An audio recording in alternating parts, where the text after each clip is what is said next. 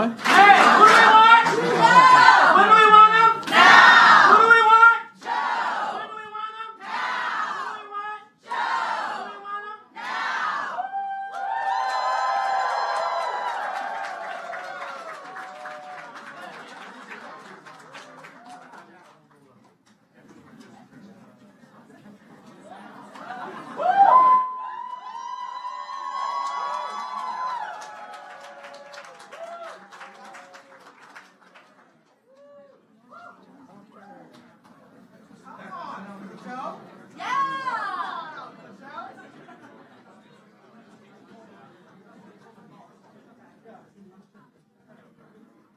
Fired up!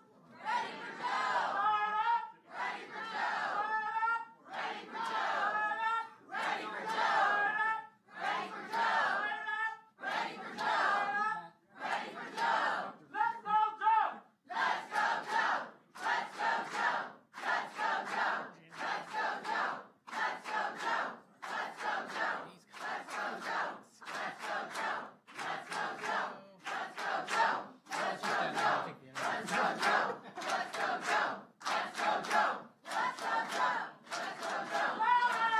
Let's go Joe! Let's go Joe! Let's go Joe! Let's go Joe! Let's go Joe! Let's go Joe! Let's go Joe! Let's go Joe! Let's go Joe! Let's go Joe!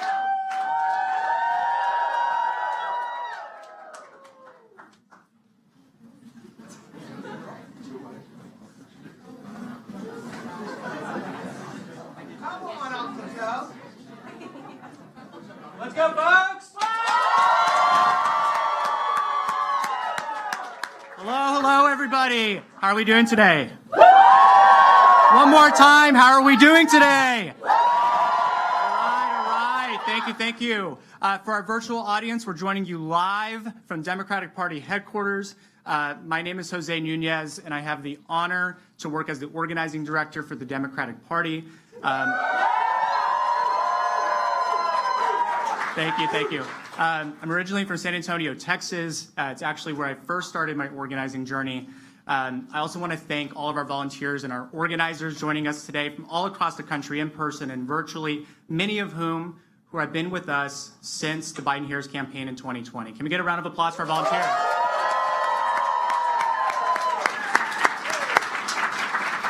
But really, folks, it's our volunteers who power us. It's our grassroots supporters specifically. Following the 2020 campaign, President Biden turned over to the DNC our virtual volunteer infrastructure, which included more than 200,000 trained volunteers all across this country to support Democrats in the upcoming midterm elections. Since then, that program has only gotten stronger and better than ever before. This cycle alone, we've mobilized volunteers to make 4.6 million phone calls. We sent 28 million text messages, and we've trained tens of thousands of supporters on how to organize in their communities, up and down the ballot, online and offline.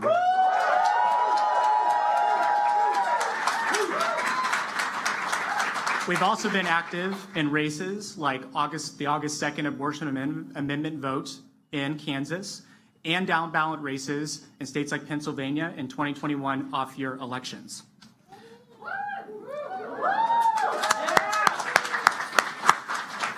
And just last week at Dr. Jill Biden's event, we made more than 100,000 phone calls to Wisconsin and Pennsylvania to encourage voters to mail back their ballot and vote early.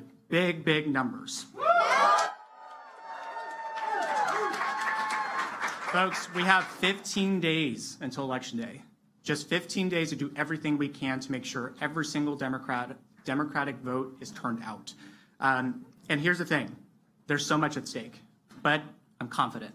I'm confident because we have volunteers and organizers in this room and all across the country joining us today, and they're going to do everything they can to make sure that we mobilize Democrats all across the country.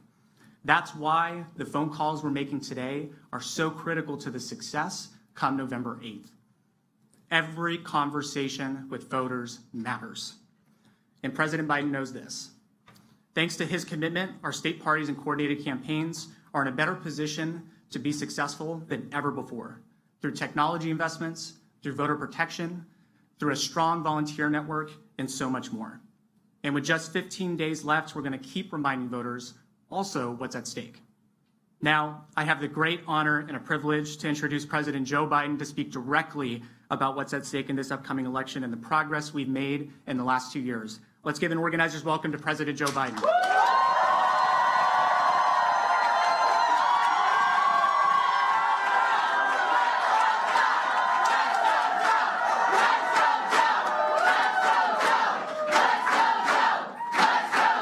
Good afternoon. Whoa, whoa, whoa. Thank you. Please take a seat if you have one. I came today for 2 reasons. The first, and maybe most important, to say thank you, thank you, thank you, thank you. If we get people out to vote, we win. We get people out to vote, we win, and you're getting them out to vote.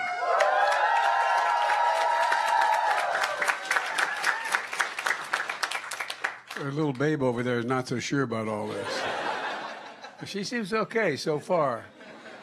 At any rate, and what I want to talk about, I want to make what I think is the most important closing argument to make. I've been into about 31 districts or 31 places, going to a bunch between now and the election day. And, you know, I can't think of a more consequential election that I've been involved in, and we've been involved in. You know, whether we maintain control of the Senate and the House is a big deal. And so far we're running against the tide and we're beating the tide. But we just have 15 days until one of the most important elections in our lifetime. And it's going to shape the way this country looks like for the coming decade, for real. Now the polls have been all over the place. First of all, if you speak to most pollsters, they're not sure anymore, not about the outcome, but about polling. No, I'm not being facetious. It's awful hard to do it these days. It's awful hard to do it these days. Republicans ahead, Democrats ahead, Republicans ahead. But it's going to close, I think, with seeing one more shift. Democrats ahead in the closing day. So look, the last couple of weeks, I don't pay attention to anything having to do with the polls. I just pay attention to what's happening on the phone, and we're knocking on doors. I'm here to deliver what I believe is a closing argument about what we need to do in the next 15 days to make a victory assured and make it clear that this election is a referendum. It's not a referendum, I should say. It's a choice. Everybody wants to make it a referendum, but it's a choice between 2 vastly different visions for America, significantly different. Democrats are building a better America for everyone, with an economy that grows from the bottom up and the middle out, where everyone does well. Republicans are doubling down on their MAGA trickle-down economics that benefits the very wealthy, failed the country before, and will fail it again if they win. Democrats are lowering your everyday costs like prescription drugs, health care premiums, energy bills, and gas prices. Folks, Republicans have made it clear, at least they're being honest around this time. They're telling you exactly what they want to do if they win. They're going to increase everyday cost. Democrats are making sure the biggest corporations begin to pay not their fair share, but at least a bigger share than they've been paying. 15% is not a fair share, but it's a bigger share. Republicans will allow some of the biggest corporations to go back to paying zero in federal taxes after having made $40 billion, leaving the burden to teachers, nurses, firefighters, working folks to pay more of their fair share to keep things going. We, the Democrats, are the ones that are fiscally responsible. Let's get that straight now, okay? And we're investing in all of America, reducing everyday costs while also lowering the deficit at the same time. Republicans are fiscally reckless, pushing tax cuts for the very wealthy that aren't paid for, and exploiting a deficit that is making inflation worse. Look, folks, Democrats are going to protect Social Security and Medicare. Republicans have been very clear. They've stated boldly that they want to cut Social Security and Medicare. And to the point that they'll shut down the government, they say, and send the nation into default, which raises prices for everyone if we do not cut Social Security and Medicare. I ain't gonna do it. We're going to protect. Democrats are going to protect the fundamental rights and freedoms like the right to choose, the right to privacy, the right to vote, our very democracy. Republicans have already introduced legislation that will ban abortion with no exceptions to rape or incest or the life of the mother in many places. At the same time, Republicans are threatening to take away the constitutional right to marry the person you love. Just look at the facts. You don't need to imagine anything this time around. Look at what they're saying, and they're saying it out loud for everybody to hear. Let's go back and see what we inherited from Trump and the mega Republicans. We won the election when we came to office. We inherited a nation in crisis, the pandemic with no end, an economy on the brink, a national debt that they increased in their short time by $8 trillion. And because of the inaction of incompetence of the COVID was running and ruining American lives, look at how far we've come. 20 months ago, COVID ruled our lives. Today, infections are down 80% from when we took office. Deaths are down 90%. And we did it together, one of the biggest public health efforts ever undertaken in the United States of America. We went from 2 million to 633 million shots administered in people's arms.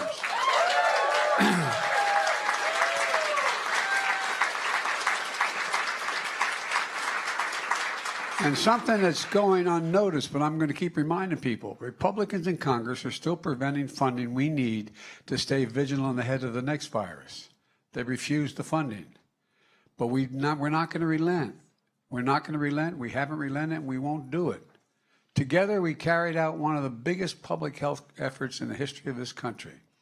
20 months ago, the economy was in ruins.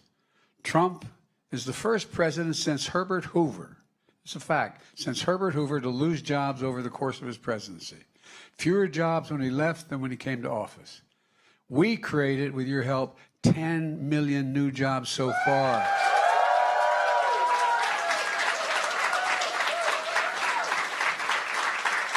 When Trump and the Republicans left office, unemployment was 6.4%.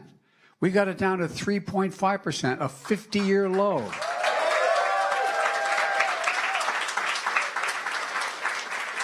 On his watch, literally hundreds of thousands of small businesses were closing. They make up 50% of the economy, these small businesses. Today, we have the highest number of people applying to start small businesses than ever during an economic recovery, ever. And you all know I was determined, with your help, to bring back manufacturing back to the United States instead of companies going overseas for cheaper labor. On Trump's watch, American manufacturing was hollowed out. On my watch, Made in America isn't just a slogan, it's a reality. It's a reality. 700,000 manufacturing jobs and advanced technologies, with companies like IBM and Intel investing billions of dollars to build industries of the future here in America. Later this week, I'm going up to Syracuse, New York, where I went to graduate school. My deceased wife was from. You know, where the little company called Micron's investing $100 billion to build semiconductors. The biggest investment of its kind in our history. We passed the most consequential infrastructure bill since Eisenhower's interstate highway system. We're building our roads, bridges, ports, airports, delivering clean water, high-speed internet to every American, and we're just getting started. You know, we had infrastructure week, and it kept having it, nothing happened. Now we got infrastructure decade. We got enough money to do this for a decade. We're going to create tens of thousands of jobs and making our companies more competitive worldwide. At the same time, we know a lot of folks are struggling with inflation, driven by Putin's war in Ukraine and the global pandemic. It's a little solace, but we have a lower inflation rate than most any other nation in the world. That's why I'm determined to reduce the burden on working and middle-class folks by bringing down the cost of everyday things they have to work their families through. It's not just food and energy, which is critical. We brought down the cost of energy. but prescription drugs, healthcare costs, and so much more. We finally did something with these things, even without receiving a single solitary Republican vote. Not one. Not one. After decades of trying, we finally gave Medicare the power to negotiate for lower drug prices. In the United States, we pay more. We pay more for prescription drugs than any advanced nation in the world for the exact same prescription, made by the same company. For years, many have been trying to get this done. But Big Pharma had scores of lobbyists and spent hundreds of millions of dollars to block us. We tried and tried, but finally, we beat Big Pharma. We beat them. That's a big deal. I've been trying to do that since your age. Finally. The results are consequential. We're putting, for example, some of you have grandpops and grandmoms and moms and dads who have serious health care problems and need prescriptions that cost a lot of money. Well, guess what? We're placing a $2,000 cap. This is for Medicare. Anybody in Medicare? You're not going to ever have to pay, even if your bills are $20,000 for prescription drugs. You don't have to pay more than $2,000 a year. And some of the cancer drugs, as much as $14,000. And, you know, no one on Medicare is going to have to pay more than $2,000, no matter what their expenses, no matter how much their prescriptions cost. Look, $2,000 is a limit you're going to have to pay. Imagine what burden that takes off of people. Imagine the people who are rationing what they have to do because they have family obligations. And for seniors on Medicare with diabetes, we've capped the cost of insulin, that's this, at $35 a month instead of 30 times that amount. There are tens of thousands of Americans with diabetes struggling to pay for the insulin and badly needed to stay alive and to stay healthy, including hundreds of thousands of young children with type 2 diabetes. But you know how much it costs to make that insulin? $10 dollars. 10. It's outrageous.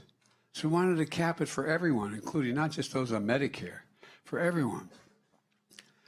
And hold up a second here. I was in Virginia not long ago, talking about capping the cost.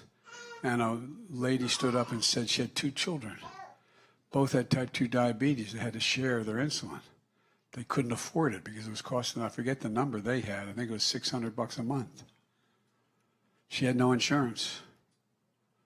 How do you look at your child? Not a joke. My dad said everybody's entitled to have dignity. How do you look at your child knowing you can't afford something that's basic to their health? Because it costs so much money.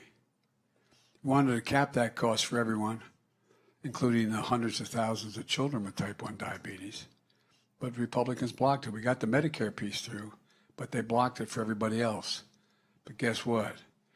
We're going to get it next time out. No, we are.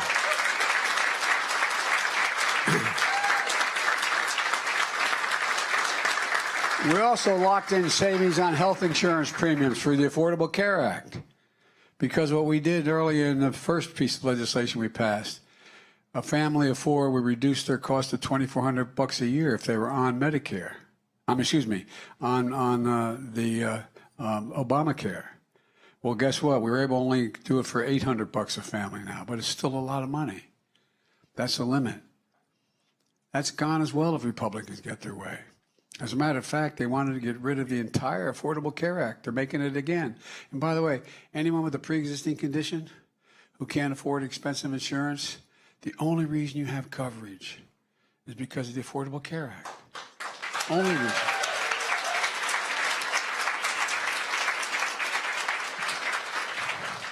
No, I know it doesn't matter to an audience, a young audience like y'all, but we passed the biggest investment in climate ever to save the environment.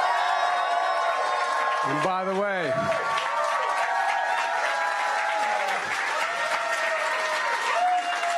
because of your talking, I really mean it. Not only are we going to save homeowners thousands of dollars a year because they're going to get these tax credits for what they're doing, and weatherizing their homes and a whole range of other things. But more efficient appliances, more efficient vehicles, working with utility companies to produce more low-cost homegrown energy, like solar, wind, clean hydrogen, which will mean lower utility bills for tens of millions of Americans. Look, folks, let me say it again.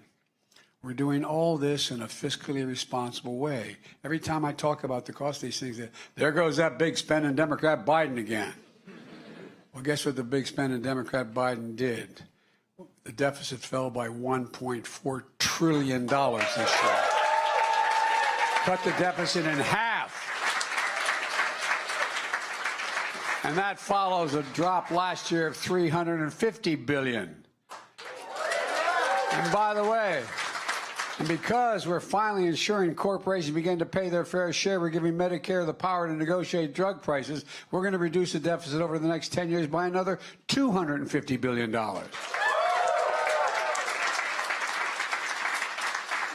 Look, folks, a big part of that's because we're finally making the biggest corporations begin to pay their fair share. In 2020, 55 of the wealthiest corporations of the Fortune 500 paid zero in federal taxes, and they made $40 billion.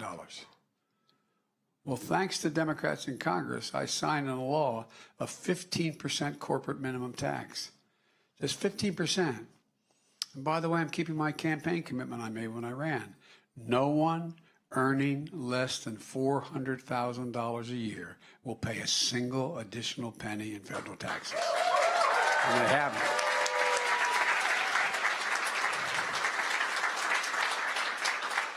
Because of the number of actions I've taken, we've taken, and it's take too long to go into detail, but guess what? Gas prices are coming down. Despite Putin's invasion of Ukraine. They're down $1.20 this summer, and just this week they fell another 10 cents.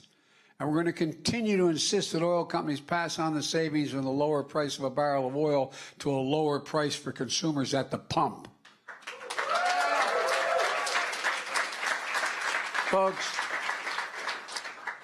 I've said from the beginning that my objective is to build an economy from the bottom up, giving everyone a fair chance. When we do that, everybody does well. The poor have a ladder up, the middle class gets ahead, and the wealthy still do very, very well. Now ask, what's the Republican plan? Not a joke. When you're on, if you're with a friend who has a different point of view, say, okay, you don't like what we're for, tell me what the Republicans are for. What's their platform? Not a joke. What are they running on? If they win, what do they say they'll do? Well, I have to hand it to it. As I said, they're saying it out loud. They're so confident they're going to win, they're saying it without an ounce of shame. Just listen to, and let's name names. Kevin McCarthy, Republican leader of the House, and his fellow MAGA Republicans say their number one priority, if they win control of Congress, will do the following. Give the power we just gave to Medicare for lower drug prices back to Big Pharma and raise drug prices. No, by the way, I know this sounds like it's almost like you're making it up, but this is what they're saying. This is what will happen. The $2,000 cap on prescription drugs for seniors, gone. Gone. $35 a month cap on insulin for seniors that we passed the Inflation Reduction Act, gone. Savings on health care premiums, $800 a year for millions of Americans in the Affordable Care Act, gone. And of course, they're still determined to repeal the entire Affordable Care Act. That means an end to the protections for tens of millions of people who can't afford health insurance because they have a pre-existing condition. That's gone as well if the Republicans get their way. The most aggressive action to deal with global warming, gone. Corporate minimum tax I just signed into law, gone. Look, you know Republicans love to call Democrats big spenders and claim that we are for, and they claim they're for less government spending. Well, give me a little break here. Just look at the facts. The federal deficit went up every single solitary year in the Trump administration, went up every year. It went up before the pandemic. It went up during the pandemic. It went up every single year on his watch. And one big reason for that is they voted for a $2 trillion Trump tax cut, which overwhelmingly benefited the biggest corporations and the wealthiest Americans. and it racked up significant deficits. Not a penny was paid for. Now Republicans in Congress are doubling down on their MAGA commitment to implode the deficit again. Just last week, Republicans leaders said if they get their way, they're going to extend the Trump tax cuts, which go out of existence in 2 years. Folks, put the entire Republican plan all together, and they would add $3 trillion to the deficit. $3 trillion. That's their plan. Massive deficits that are reckless and irresponsible. Republican plan is to make inflation worse, not reduce it. Let's talk about Senator Rick Scott, the senator from Florida.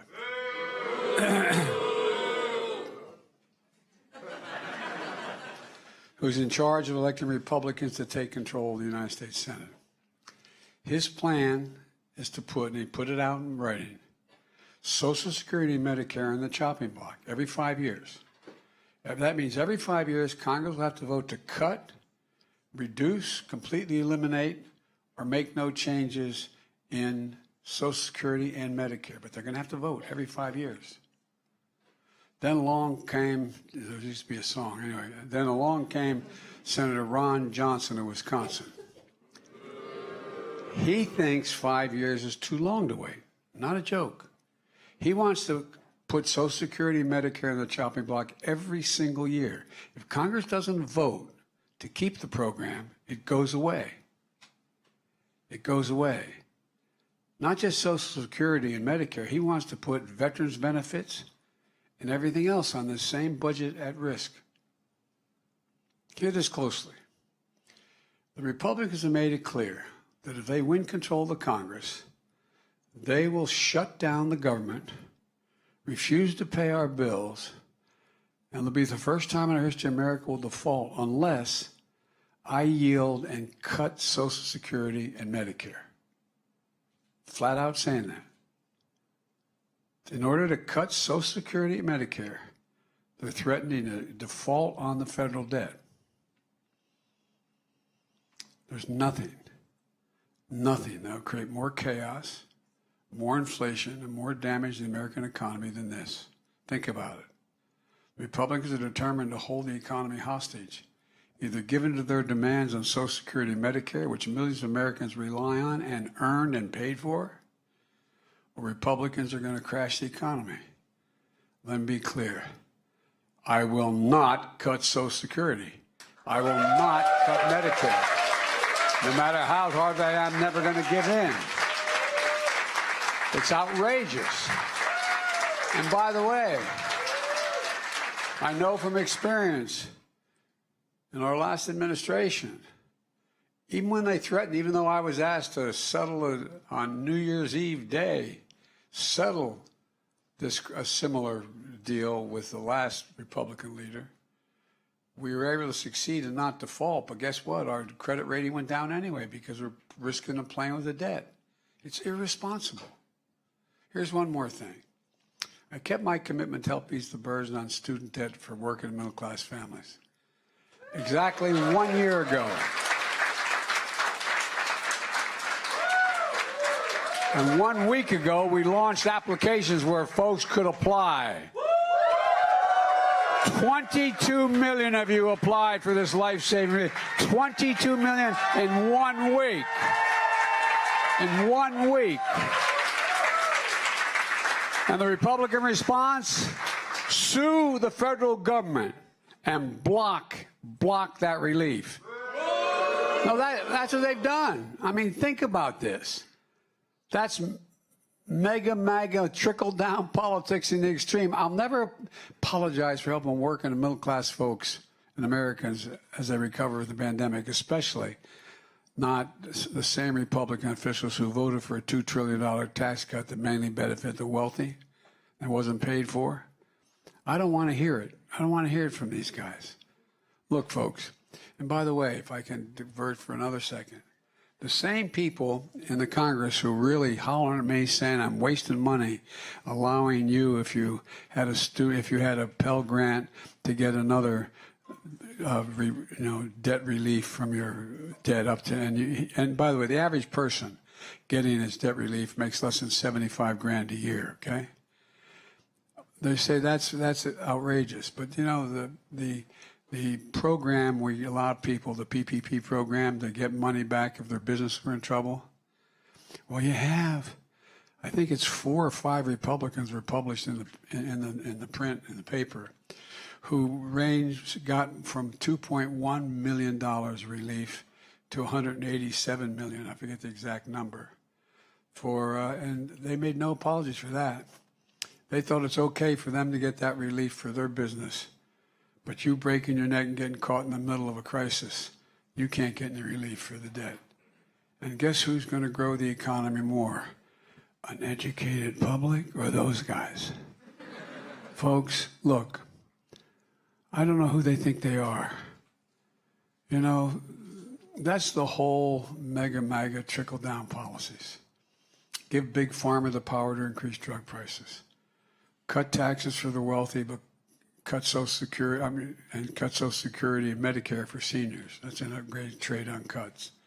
Threaten the very foundation of American economy, that if we don't meet their demands, they're going to shut the place down. And then they talk about inflation. Everything they'll do is going to make inflation worse. Folks, 15 days. 15 days. The choice couldn't be clearer. The stakes couldn't be higher. I know we can meet the moment. And on the young people of this nation, all of you in this room, let me say, I've always believed your generation, and I've said this from the beginning, the reason I ran, represent the best educated, most talented, least prejudiced generation in American history. And now we face an inflection point. One of those moments that comes along everywhere from 2 to 6 generations, where there's so much change happening, technologically, politically, socially, environmentally, that the decisions we make today are going to determine the future of our nation and the future of your generation for the next 30 years. Not a joke. But your generation is not going to be ignored. You're not going to be shunned. You're not going to be silent. Just look what happens when you speak out. 2 years ago, perhaps many of you voted for the first election ever in your life. You understand the choice and the stakes. And because you exercised your vote, Donald Trump was a defeated former president of the United States.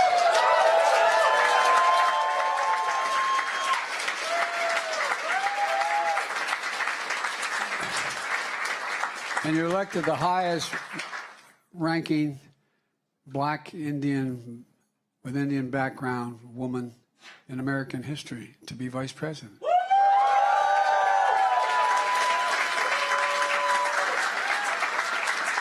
And since then, with your help, you've delivered enormous progress to the nation. The most significant gun safety law in nearly 30 years.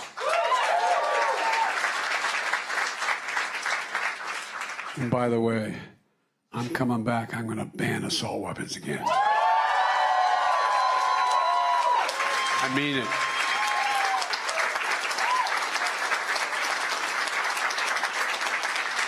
Because of you all, we confirm the first black woman to ever serve on the Supreme Court of the United States of America. We confirm more appellate federal judges who are black women than all other presidents combined. Let me be clear, Republicans are going to pass a national ban on abortion if they control the Congress. I'll veto it right away, but if we elect more Senate Democrats and keep control of the House, we're going to codify Roe v. Wade in January for all the nation. You have that power with your vote. Let me close with this. Over the last few years, we faced some of the most difficult challenges in our history. We're making real progress, despite opposition from powerful special interests and extreme Republicans. And by the way, I served a long time in the Senate with a lot of conservative, decent, honorable Republicans who played by the rules. Sometimes they won, sometimes they lost. They're decent, honorable people. And there's still some of them there. But this is a different breed of cat, this MAGA Republican group. I really mean it. 15 days, we're going to make a choice about whether we go forward or backwards. It's that practical. The power's in your hands. I mean, it really is. You can do this. We just need to vote. Get out the vote. And if we do, I truly believe we're just getting started. And that's because I've never been more optimistic about America's future than I am today. And that's not hyperbole. I give you my word. I believe that. We have to remember who we are, for God's sake. We are the United States of America. There's nothing beyond our capacity. We set our mind to it, not a joke. You know, I was with Xi Jinping in the Tibetan Plateau. I spent more time with Xi Jinping than any other leader in the world. Over 78 hours worth on the 8 or 10 of those on the phone and the rest in person over the last 12 years. And he looked at me and just had a simultaneous interpreter. He had one and I had one. By the way, I turned in all my notes, by the way. But all kidding aside, he looked at me and he said, and I give you my word to this, he said, "Can you explain America to me?" I said, "Yes, I can." I meant it, what I said. I said, "Yes, one word, possibilities." It's the reason why we're sort of viewed as ugly Americans. We believe anything is possible when we do it together. Not a joke. Think about it. Anything is possible for us. There's nothing we've ever said, no, we can't do that. We're the only nation in the last 400 years that's come out of crises stronger than we went into the crises. And our diversity is one of those reasons. Folks, look, I really mean it. There's nothing beyond our capacity. And one of the things that I worry about, and that's why I'm so counting on your generation, and I mean it from the bottom of my heart, giving my word as a Biden, I believe it, is that a lot of Americans begin to wonder whether we can still do anything, whether we're still who we've always been. We are. And everybody thought I was nuts when I had asked the question, if I could do one thing, what would you do? I do something that didn't answer any of the real questions we just had, but just demonstrate we can still do anything. If I could wave a wand, I'd cure cancer. Why? Because no one believes it can be done. But we're starting to do it. There's nothing beyond our capacity. I mean it. Not a joke. Not a joke. So folks, look. You are the key. Not just in what you're doing here on the phones, but your whole generation. You're the key. Whether we're going to get through all this. And if we get through it, we're going to be owing you for a long, long time. You'll be able to tell your grandkids, you did it. You all think I'm kidding. I'm not. More is going to change in the next 10 years than changed in the last 50 years. Because of technology, because of a whole range of things. Things are moving so rapidly. So every time I'd walk out of my Grandpa Finnegan's house up in Scranton, Pennsylvania, he'd yell, "Joey, keep the faith." And another voice would come out of the house. My grandma said, "No, Joey, spread it. Go spread the faith. Let's get this done. Vote, vote, vote, vote, vote, vote."